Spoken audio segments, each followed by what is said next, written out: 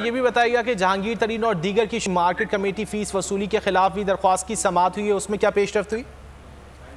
आज बिल्कुल लाहौर हाईकोर्ट ने जहांगीर तरीन में दीगर की शुगर मिल्स से मार्केट फीस वसूली के हवाले से दरख्वास्त की समाअत पर अदालत ने मार्केट कमेटियों को फीस वसूली से रोक दिया है और अदालत ने इस हवाले से पंजाब हुकूमत सेक्रेटरी ज़राअत में दीगर फरीकैन को नोटिस जारी करते हुए जवाब भी तलब कर लिया। अदालत ने आइंदा समाअत पर मुतल्लिका अफसरान को जवाब समेत अदालत में पेश होने का भी हुक्म दिया है।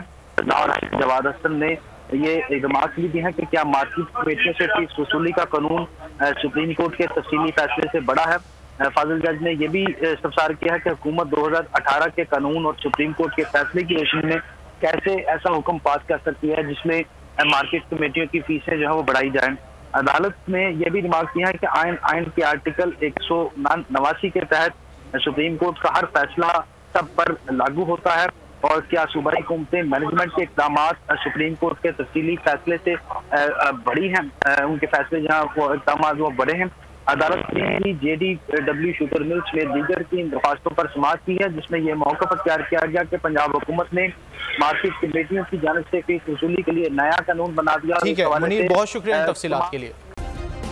सब्सक्राइब करें और बेल दबाएं ताकि कोई खबर रह न जाए।